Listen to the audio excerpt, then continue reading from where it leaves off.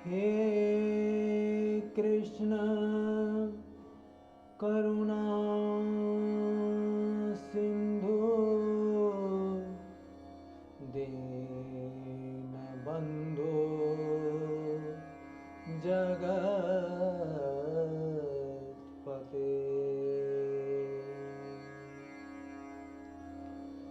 गोपेश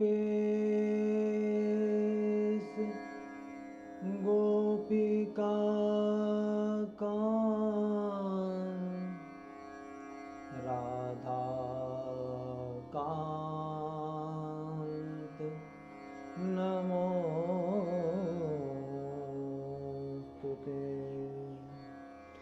राधा कांत नमोस्तुते।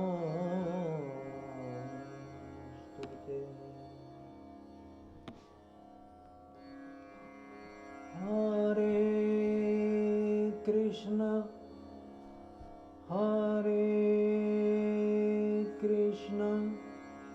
कृष्ण कृष्ण हरे हरे कृष्ण कृष्ण हरे हरे हरे राम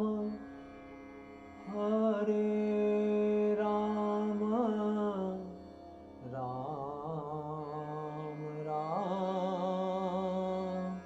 हरे हरे राम राम हरे हरे।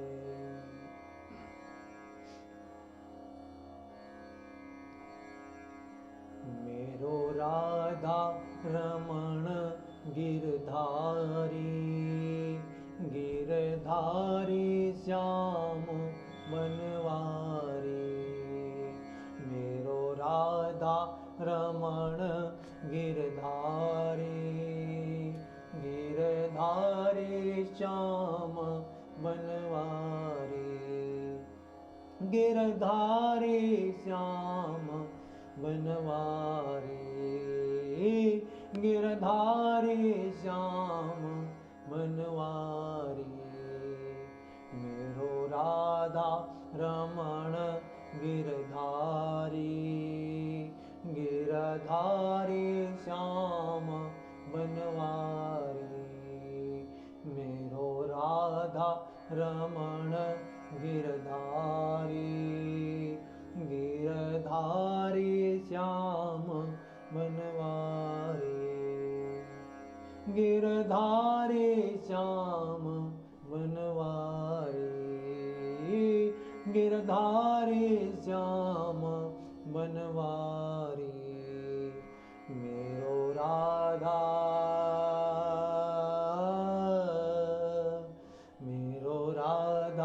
रमण गिरधारी गिरधारी श्याम बनवारी। मेरो राधा रमण गिरधारी गिरधारी श्याम बनवारी। जपो राधे गोविंद जपो राधे गोविंद जपो राधे गोविंद जपो राधे गोविंद। भजो राधे गोविंद भजो राधे गोविंद भजो राधे गोविंद भजो राधे गोविंद। जय जय राधा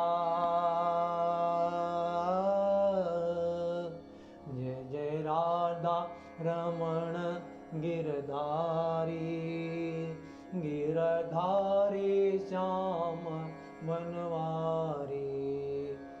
मेरो राधा रमण गिरधारी गिरधारी श्याम बनवारी गिरधारी श्याम बनवारी, गिरधारी श्याम बनवारी, मेरो राधा रमण गिरधारी, गिरधारी श्याम बनवारी, मेरो राधा रमण गिरधारी, गिरधारी श्याम बनवारी, गिरधारी श्याम बनवारी।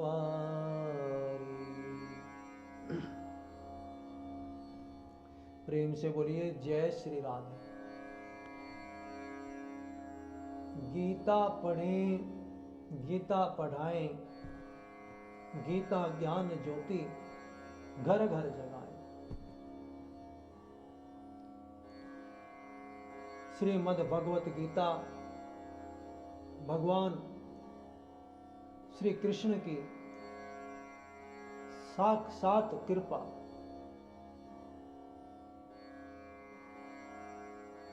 श्रीमद् भगवत गीता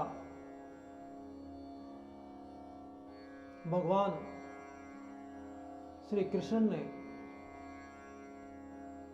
केवल अर्जुन मात्र के कल्याण के लिए नहीं, अपितु हम सभी जीवों के कल्याण के लिए गीता का उपदेश दिया। आवश्यकता है तो गीता के श्लोकों के अर्थ को समझने की आवश्यकता है। जीवन की ऐसी कोई व्यथा नहीं है जिसका समाधान गीता में ना हो।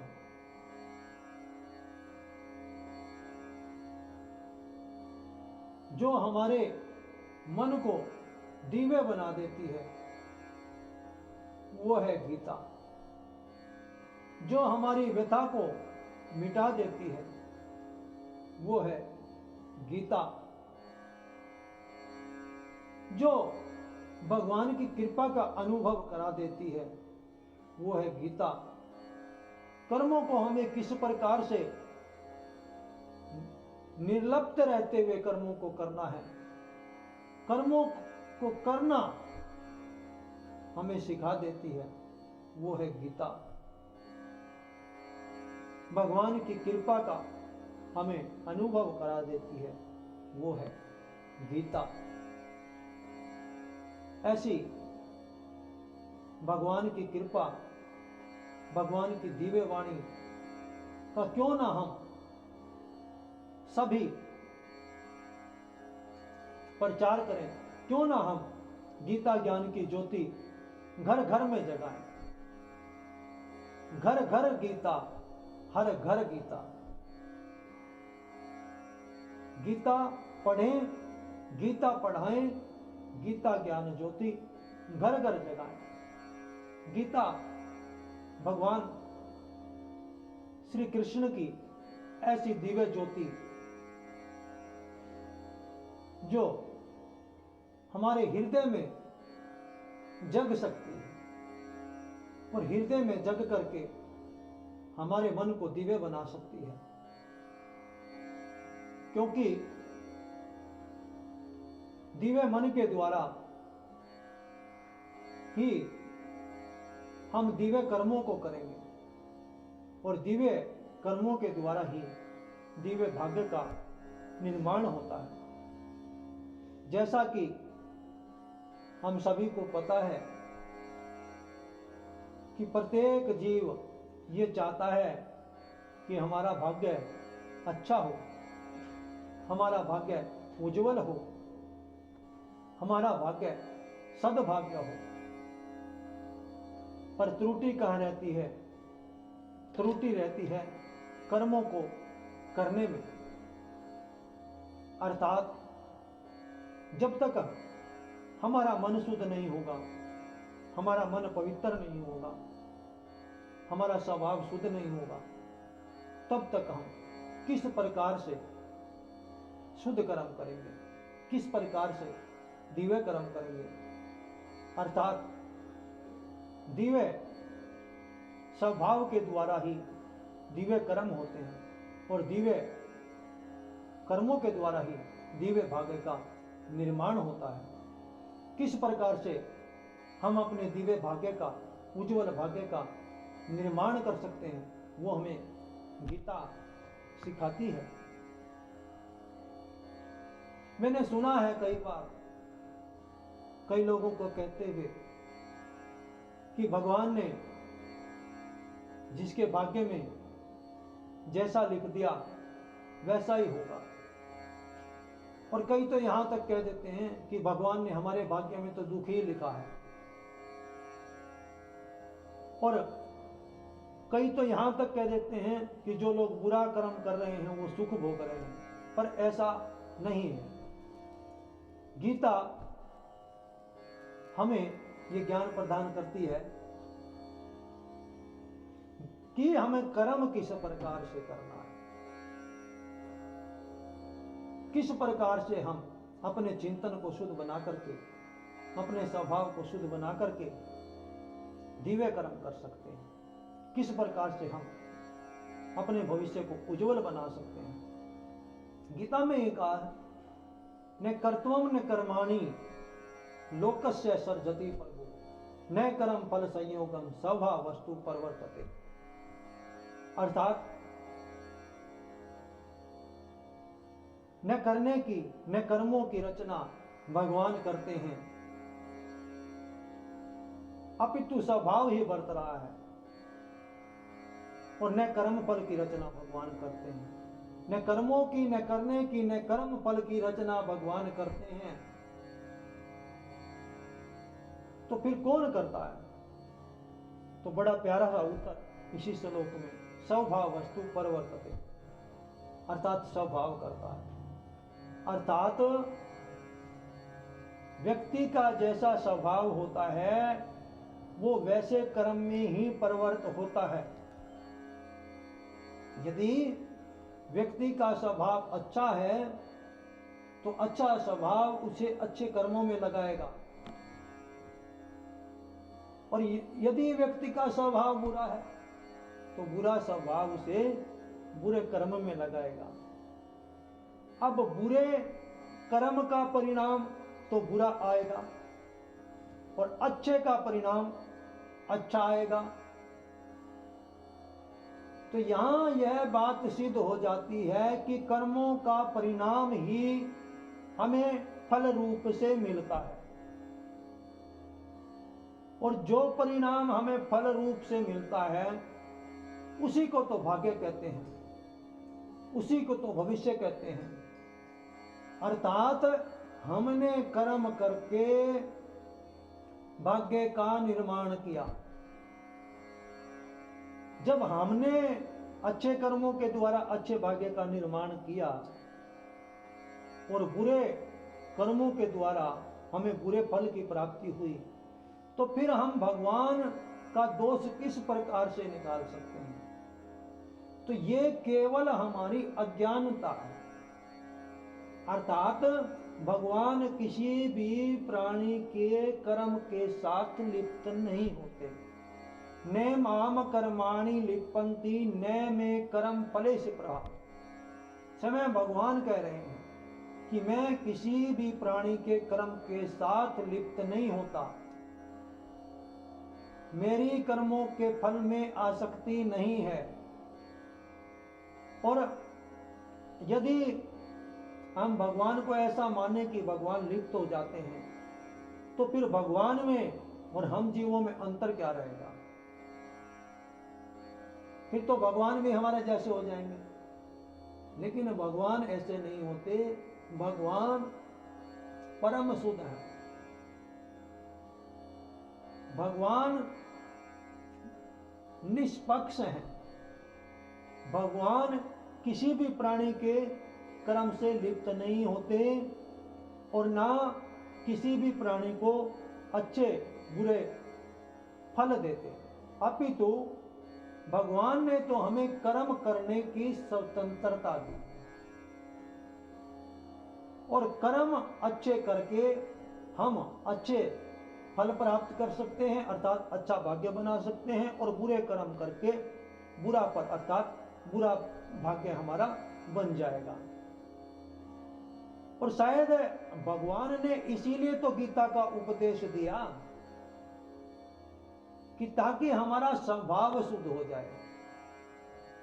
अगर भगवान चाहते तो केवल मात्र अर्जुन को आशीर्वाद दे देते कि तुम युद्ध जीत जाओगे, लेकिन ऐसा नहीं है। भगवान ने अर्जुन को गीता ज्ञान का उपदेश किया ताकि अर्जुन का अज्ञान वो चला जाए और अर्जुन को समझ में आ जाए कि मुझे क्या करना चाहिए। यहां हम ऐसा भी अर्थ ले सकते हैं कि जब हमें जीवन में कभी कुछ समझ में न आए कि हमें क्या करना चाहिए, तो उस समय जिस प्रकार से अर्जुन भगवान के शरण हो गए थे और भगवान ने अर्जुन का मार्गदर्शन किया गीता ज्ञान के द्वारा, उसी प्रकार यदि जीवन में कभी ऐसा दुख आ जाए, ऐसी कोई व्यथा आ जाए जिस समय हमें कोई मार्ग दिखाई ना दे, तो उस समय हम भी भगवान श्री कृष्ण को अपना समर्पण कर दें, भगवान के शरण हो जाएं। और जैसे ही हम भगवान के शरण होंगे, भगवान को पुकारेंगे, भगवान हमारा मार्गदर्शन अवश्य करेंगे, जिस प्रकार से अर्जुन का किया था। पर शरण तो हमें ही होना है। और वैसे भी संसार में यदि हमें किसी की कृपा पानी हो, किसी सांसारिक व्यक्ति से ही कृपा पानी हो, तो भी यदि हम उसके शरण ना होंगे, यदि हमारी उसके प्रति श्रद्धा नहीं होगी, तो हम किस प्रकार से उसकी कृपा प्राप्त कर सकें, अर्थात नहीं कर सकते।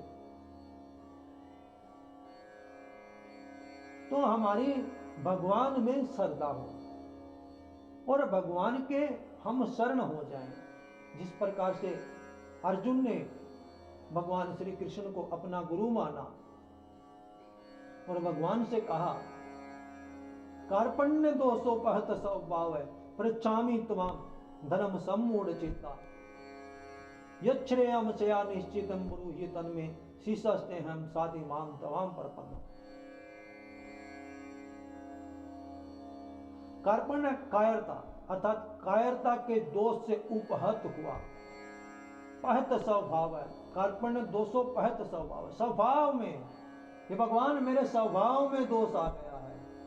पृच्छामि त्वाम धर्म सम्मूढ़ चेता, मैं नहीं समझ पा रहा मेरे लिए क्या धर्म है, मेरे लिए क्या अधर्म है, मुझे क्या करना चाहिए। हे भगवान, ऐसे में मैं आपकी शरण हूं, मैं आपका शिष्य हूं, शिष्यस्ते हम साधि माम तवाम प्रपन्न, आपकी शरण हूं। तो यहां अर्जुन ने भगवान श्री कृष्ण को अपना गुरु मान लिया,